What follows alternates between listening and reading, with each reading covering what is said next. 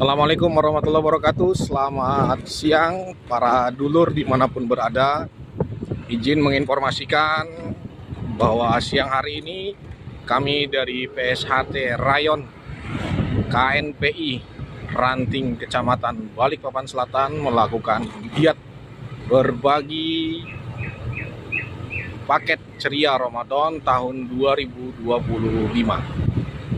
Pada kesempatan ini kami berada di kilometer 15, di mana saat ini kami sedang dipandu oleh saudara kita semua, yakni Mbak Yu Ipat, istri dari Kang Mas Amin, menuju kediaman dari salah satu warga PSHT yang direkomendasi untuk diberikan bantuan paket Ramadan ceria dari PSHT Rayon KNPI Ranting Balikpapan Selatan.